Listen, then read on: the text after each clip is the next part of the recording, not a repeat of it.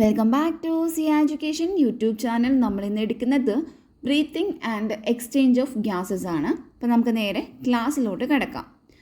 Oxygen is utilized by the organism to indirectly break down simple molecules like glucose, amino acid, fatty acid, etc. to derive energy to perform various activities. Simple molecules ആയിട്ടുള്ള glucose, amino acid, fatty acid etcetera.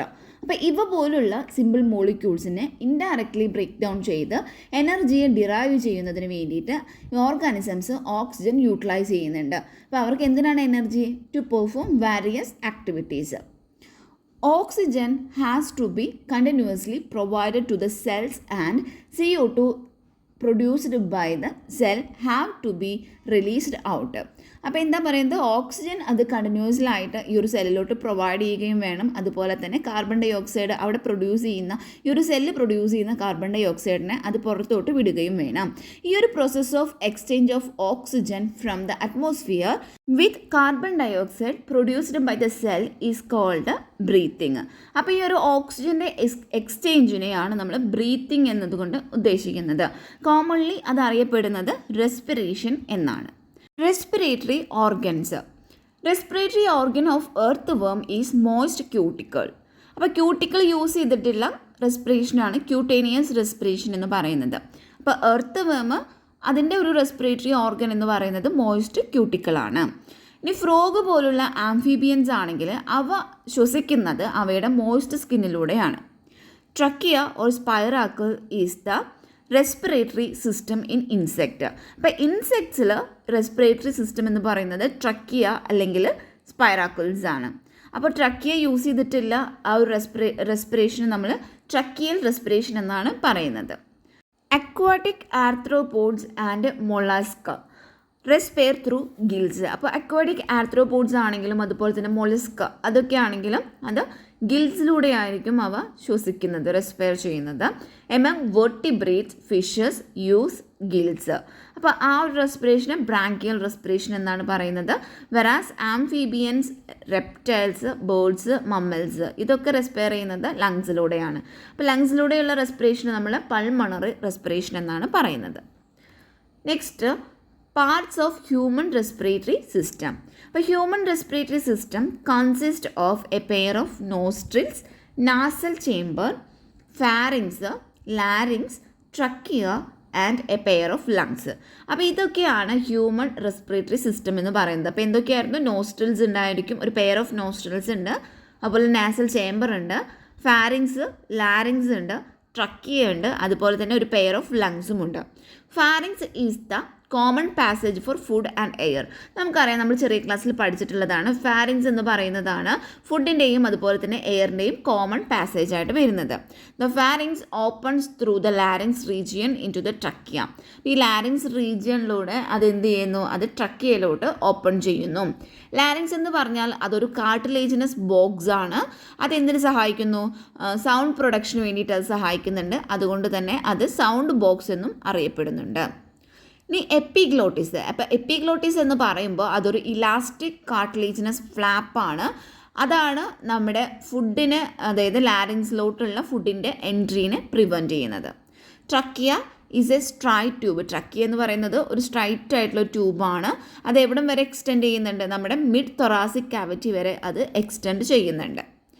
Trachea divided into 2 bronchi and each enters in both lungs and then divides and forms small bronchioles. അപ്പോൾ ഈ trachea divide ചെയ്തിട്ട് അത് 2 bronchi form ചെയ്യുന്നുണ്ട്. ഈ ഓരോ ബ്രോങ്കൈസും ഓരോ ലങ്സിലോട്ടാണ് അത് എൻ്റർ ചെയ്യുന്നത്. അവിടെ ചെന്നിട്ട് പിന്നീട് അത് സ്മോൾ ബ്രോങ്കിയോൾസ് ആയിട്ട് ഫോം ചെയ്യുന്നുണ്ട്. The trachea, primary, secondary and tertiary bronchi and initial bronchioles are supported by incomplete cartilaginous rings. ഇപ്പോൾ ട്രക്കിയയും അതുപോലെ തന്നെ primary bronchi, secondary bronchi and tertiary bronchi, പിന്നെ ഇനീഷ്യൽ ബ്രോങ്കിയോൾസ്. അപ്പോൾ ഇതിനൊക്കെ സപ്പോർട്ട് ചെയ്യുന്നത് ഒരു ഇൻകംപ്ലീറ്റ് ആയിട്ടുള്ള കാർട്ടിലേജിനസ് റിങ്ങുകളാണ്. Each terminal bronchioles gives rise to a number of variety thin irregular walled and vascularised bag like structures called alveoli. അപ്പോൾ എന്താണ്, ഓരോ ടെർമിനൽ ബ്രോങ്കിയോൾസും ഓരോ നമ്പർ ഓഫ് വളരെ തിന്നായിട്ടുള്ള ഇറഗുലർ വോൾഡ് ആയിട്ടുള്ള ഒരു വാസ്കുലറൈസ്ഡ് ആയിട്ടുള്ള ബാഗ് ലൈക്ക് സ്ട്രക്ചേഴ്സ് ഉണ്ടായിരിക്കും. അവിടെ കുറേ നമ്പർ ഓഫ് ഉണ്ടായിരിക്കും. അപ്പോൾ അതിനെയാണ് നമ്മൾ ആൽവിയോളൈ എന്ന് പറയുന്നത്. The branching network of bronchi, bronchioles and alveoli comprise the lungs. അപ്പോൾ ഇതെല്ലാം ചേർന്നതാണ് നമ്മുടെ ലങ്സ് എന്ന് പറയുന്നത്. അപ്പോൾ ഇതാണ് നമ്മുടെ ലങ്സിൻ്റെ ഒരു സിസ്റ്റം നോക്കുകയാണെങ്കിൽ, റെസ്പിറേറ്ററി സിസ്റ്റം നമ്മൾ നോക്കുകയാണെങ്കിൽ നമുക്കറിയാം, ഈ പിക്ചറിൽ നോക്കിയാൽ നമുക്കറിയാം നമ്മുടെ നോസ് ഉണ്ട്. നോസിൽ നിന്നും വരുന്നത് ഫാരിങ്സിലോട്ടാണ്. ഈ ഫാരിങ്സിൽ നിന്നും പിന്നെ നമുക്ക് ഒരു ലാരിങ്സ് ഉണ്ട്, ദെൻ വരുന്നത് ട്രക്കിയാണ്. അപ്പോൾ ഈ ട്രക്കിയ ഉണ്ടാക്കിയിരിക്കുന്നത് ഇൻകംപ്ലീറ്റഡ് ആയിട്ടുള്ള ലങ്സ് റിങ്സ് കൊണ്ടാണ്. അതുപോലെ അവിടെ നിന്ന് ട്രക്കിയ രണ്ടായിട്ട് ഡിവൈഡ് ചെയ്യുന്നുണ്ട്. നമുക്ക് രണ്ട് ലങ്സിലോട്ടുമായിട്ട് അതെന്ത് ചെയ്യുന്നുണ്ട്, ബ്രോങ്കസ് ഫോം ചെയ്യുന്നുണ്ട്. പിന്നീട് അത് പിന്നെയും ഡിവൈഡ് ചെയ്തിട്ട് ന്യൂമറസ് ആയിട്ടുള്ള ബ്രോങ്കിയോൾസ് ഫോം ചെയ്യുന്നുണ്ട്. ഈ ബ്രോങ്കിയോൾസ് ആണ് പിന്നീട് ഒരു എന്താ സംഭവിക്കുന്നത്, ഒരു വാസ്കുലറൈസ്ഡ് ആയിട്ടുള്ളൊരു ബാഗ് ലൈക്ക് സ്ട്രക്ചേഴ്സ് ഫോം ചെയ്യുന്നുണ്ട്. അതാണ് നമ്മുടെ ആൽവിയോള എന്ന് പറയുന്നത്. അപ്പോൾ ഇതെല്ലാം ചേർന്നിട്ടുള്ളതാണ്, അതായത് ബ്രോങ്കസ്, ബ്രോങ്കിയോള്, ആൽവിയോള ഇതൊക്കെ ചേർന്നതാണ് നമ്മുടെ ലങ്സ് എന്ന് പറയുന്നത്. റെസ്പിറേറ്ററി സിസ്റ്റത്തിൽ രണ്ട് പാർട്ടുകൾ വരുന്നുണ്ട്, കണ്ടക്റ്റിംഗ് പാർട്ടും രണ്ടാമത്തെ എന്ന് പറയുന്നത് റെസ്പിറേറ്ററി ഓർ എക്സ്ചേഞ്ച് പാർട്ട്. അപ്പോൾ കണ്ടക്റ്റിംഗ് പാർട്ട് എന്ന് പറഞ്ഞാൽ the part starting with the external nostrils up to the terminal bronchiole, അതാണ് കണ്ടക്റ്റിംഗ് പാർട്ട്. അപ്പോൾ എന്താണ്, എക്സ്റ്റേണൽ നോസ്ട്രിൽ മുതൽ ഒരു ടെർമിനൽ ബ്രോങ്കിയോൾസിൻ്റെ ടെർമിനൽ വരെ വരുന്നതാണ് ആ ഒരു പാർട്ടാണ് കണ്ടക്റ്റിംഗ് പാർട്ട് എന്ന് പറയുന്നത്. ആൽവിയോളയും അതുപോലെ തന്നെ അതിൻ്റെ ഡക്റ്റുകളും ചേർന്നിട്ടാണ് റെസ്പിറേറ്ററി അല്ലെങ്കിൽ എക്സ്ചേഞ്ച് പാർട്ട് ഫോം ചെയ്യുന്നത്. ദ കണ്ടക്റ്റിംഗ് പാർട്ട് എന്ന് പറയുമ്പോൾ that transport the atmospheric air to the alveoli. എന്താ ചെയ്യുന്നത്, അറ്റ്മോസ്ഫറിക് എയറിനെ ആൽവിയോളയിലോട്ട് ട്രാൻസ്പോർട്ട് ചെയ്യുന്നത് കണ്ടക്റ്റിംഗ് പാർട്ടാണ്. എക്സ്ചേഞ്ച് പാർട്ട് എന്ന് പറയുമ്പോൾ is the site of actual diffusion of oxygen and carbon dioxide between blood and atmospheric air. അതായത് ബ്ലഡും അറ്റ്മോസ്ഫറിക് എയറും തമ്മിൽ, അതായത് ഓക്സിജൻ്റെയും അതുപോലെ തന്നെ കാർബൺ ഡയോക്സൈഡിൻ്റെയും ഡിഫ്യൂഷൻ നടക്കുന്ന ഒരു സൈറ്റാണ് എക്സ്ചേഞ്ച് പാർട്ട് എന്ന് പറയുന്നത്. The lungs are situated in the thoracic chamber which is anatomically an airtight chamber. അപ്പോൾ ലങ്സ് സിറ്റുവേറ്റ് ചെയ്തിരിക്കുന്നത് ഒരു തൊറാസിക് ചേംബറിലാണ് ഇത് സിറ്റുവേറ്റ് ചെയ്തിരിക്കുന്നത്. ഇത് അനാറ്റമിക്കലി നോക്കുകയാണെങ്കിൽ ഇതൊരു എയർ ടൈറ്റ് ആയിട്ടുള്ള ഒരു ചേംബറാണ്. The thoracic chamber is formed dorsally by ventral column. Dorsally എന്താണ്, വെൻട്രൽ കോളമാണ് ഉള്ളത്.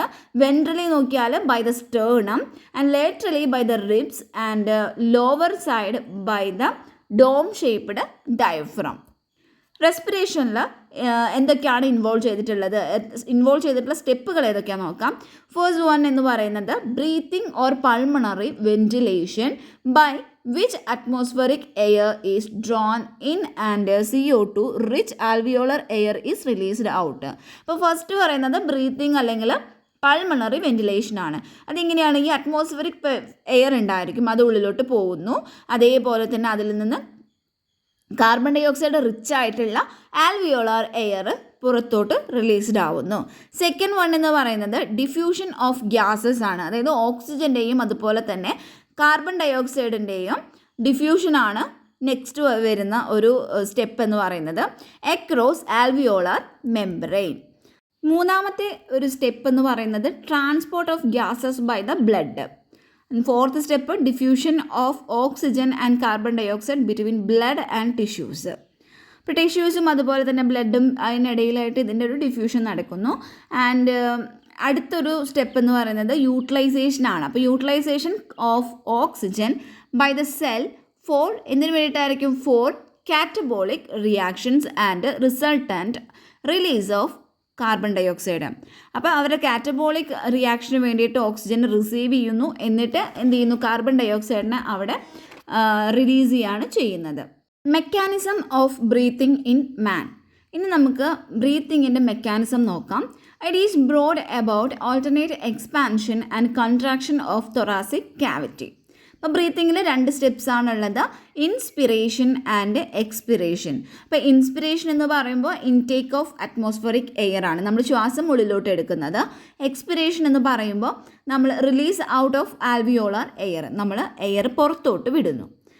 അപ്പോൾ inspiration can occur if the pressure within the lung, അതായത് intra pulmonary pressure is less than the atmospheric pressure. അപ്പോൾ atmospheric പ്രഷറിനേക്കാളും കുറവായിട്ടുള്ള ഒരു പ്രഷറാണ് നമ്മുടെ എവിടെയുള്ളത്, ലങ്സിലുള്ളത് എങ്കിൽ, അതായത് ഇൻട്രാ പൾമണറി പ്രഷർ കുറവാണ് എങ്കിൽ എന്ത് സംഭവിക്കുന്നു, അപ്പോഴാണ് ഇൻസ്പിറേഷൻ നടക്കുന്നത്.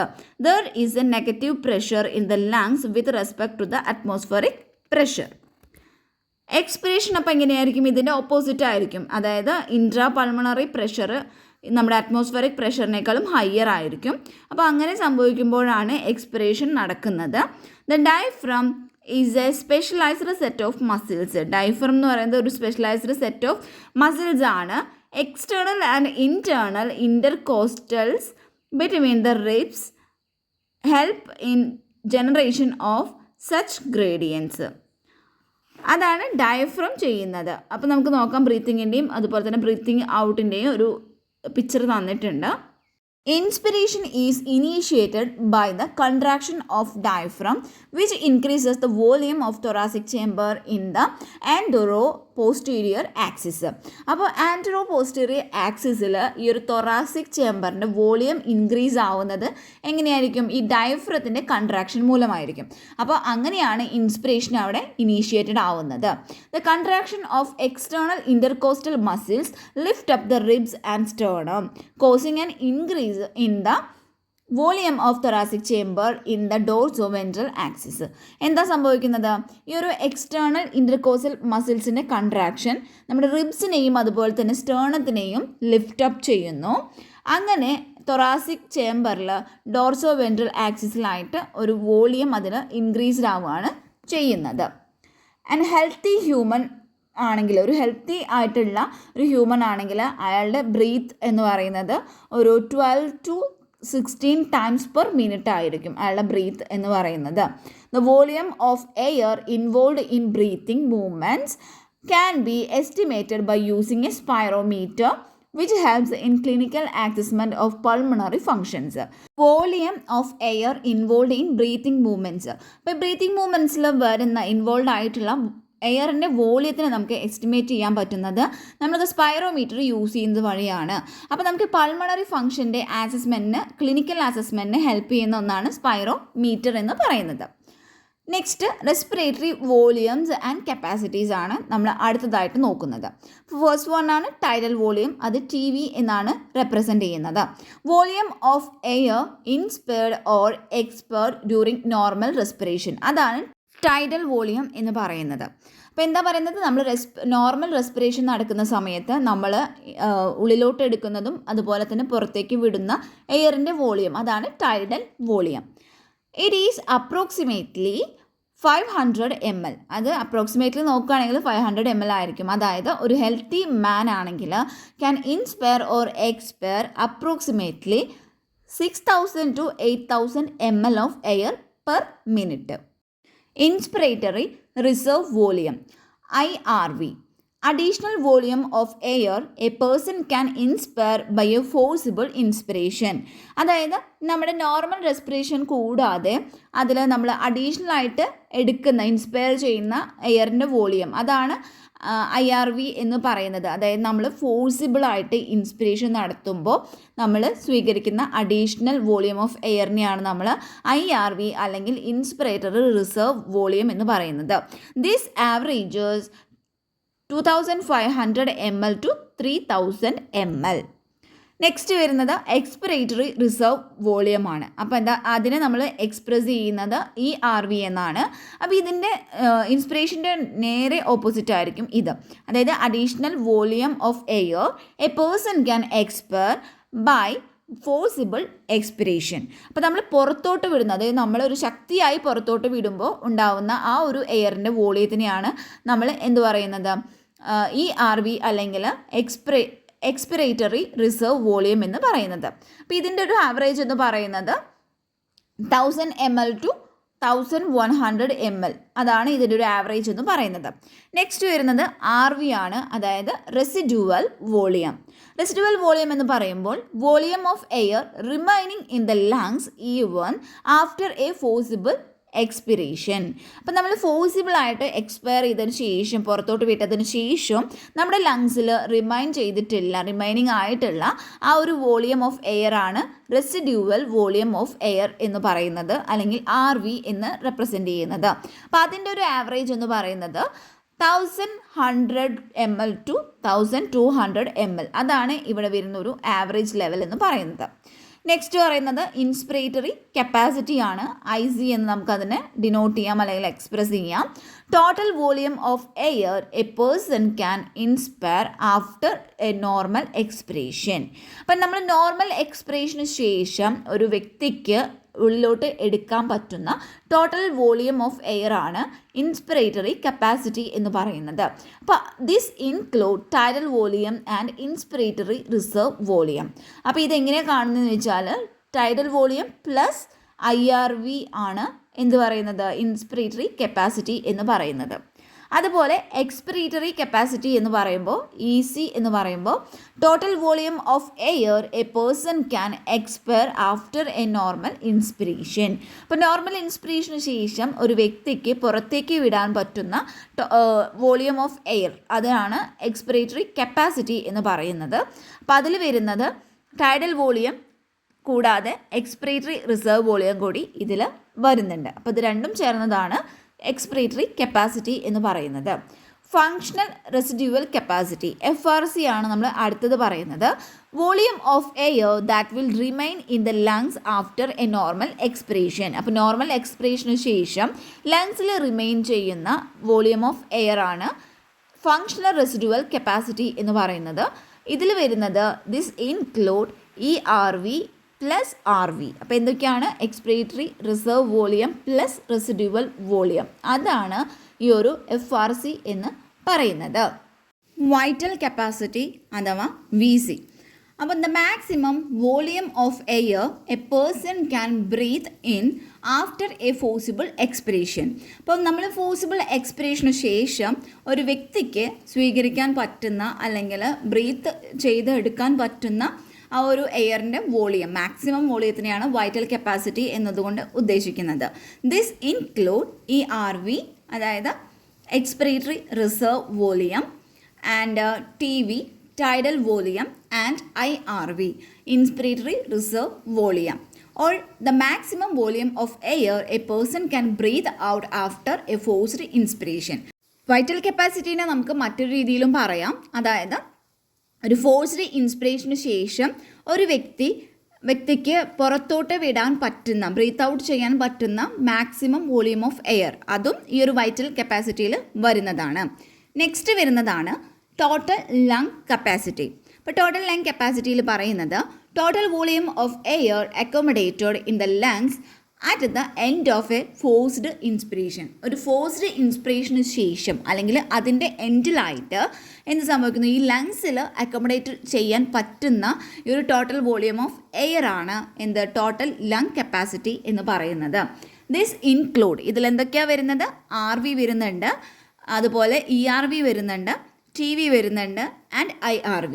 അതും അല്ലെങ്കിൽ നമുക്ക് മറ്റൊരു രീതിയിൽ പറയുന്നത് vital capacity plus residual volume, അതാണ് ഈ ഒരു ടോട്ടൽ ലങ് കപ്പാസിറ്റി എന്ന് പറയുന്നത്. Alveoli are the primary site of exchange of gases. ഗ്യാസിൻ്റെ എക്സ്ചേഞ്ചിന് ഉള്ള ഒരു പ്രൈമറി സൈറ്റ് എന്ന് പറയുന്നത് ആൽവിയോളയാണ്. Exchange of gases also occur between blood and tissue. അപ്പോൾ ബ്ലഡിലും അതുപോലെ തന്നെ ടിഷ്യൂസിലും എന്ത് സംഭവിക്കുന്നുണ്ട്, ഈ ഒരു ഗ്യാസസിൻ്റെ എക്സ്ചേഞ്ച് സംഭവിക്കുന്നുണ്ട്. Oxygen and carbon dioxide are exchanged in these sites by simple diffusion, mainly based on pressure or concentration gradient. ഓക്സിജൻ്റെയും അതുപോലെ തന്നെ കാർബൺ ഡയോക്സൈഡിൻ്റെയും എക്സ്ചേഞ്ചുകൾ ഈ ഒരു സൈറ്റിൽ ഈ ഒരു എക്സ്ചേഞ്ചുകൾ നടക്കുന്നത് സിമ്പിൾ ഡിഫ്യൂഷൻ വഴിയാണ്. മെയിൻലി അത് ബേസ് ചെയ്തിരിക്കുന്നത് പ്രഷർ ഗ്രേഡിയൻറ്റിനെ അല്ലെങ്കിൽ കോൺസെൻട്രേഷൻ ഗ്രേഡിയൻറ്റിനെ ആണ്. Pressure contributed by an individual gas in a mixture of gas is called partial pressure. അപ്പോൾ partial pressure എന്താണ്, pressure contributed by an individual gas in a mixture of gases. ഒരു mixture of gasesൽ ഉള്ള ഒരു individual gas contribute ചെയ്യുന്ന pressure, അതാണ് partial pressure എന്നുകൊണ്ട് ഉദ്ദേശിക്കുന്നത്. PO2 four oxygen, അപ്പോൾ പാർഷ്യൽ പ്രഷർ കാണിക്കുന്നത് PO2 ഫോർ ഓക്സിജൻ ആണ്. അതുപോലെ PCO2 ആണെങ്കിൽ അത് കാർബൺ ഡൈ ഓക്സൈഡിന് വേണ്ടിയിട്ടുള്ളതാണ്. Solubility of carbon dioxide is 20 to 25 times higher than that of oxygen. അപ്പോൾ ഓക്സിജനേക്കാളും കൂടുതൽ ടൈംസ്, അതായത് 20 മുതൽ 25 ടൈംസ് 25 ടൈംസ് വരെ സോലബിലിറ്റി ഈ ഒരു കാർബൺ ഡൈ ഓക്സൈഡിന് കൂടുതലാണ്. The amount of carbon dioxide that can diffuse through the diffusion membrane per unit difference in partial pressure is much higher compared to that of oxygen. The diffusion membrane is made up of 3 major layers. 3 major layers കൊണ്ടാണ് diffusion membrane ഉണ്ടാക്കിയിട്ടുള്ളത്. First one, thin squamous epithelium of alveoli. Second one, endothelium of alveolar capillaries. And third one, basement substance. Basement substance compose ചെയ്തിരിക്കുന്നത് ഒരു തിന്നായിട്ടുള്ള basement membrane കൊണ്ടാണ്. അത് ഈ ഒരു squamous എപ്പിത്തീലിയത്തിന് അത് support ചെയ്യുന്നുണ്ട്. And the basement membrane surrounding the single layer endothelial cell of capillaries.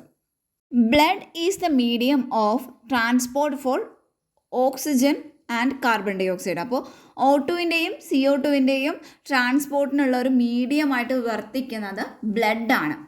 About 97% of oxygen is transported by RBC in the blood. അപ്പോൾ RBC ബ്ലഡിലുള്ള RBC ആണ് ഈ ഒരു 97% ഓക്സിജൻ്റെയും ഒരു ട്രാൻസ്പോർട്ടിന് സഹായിക്കുന്നത്.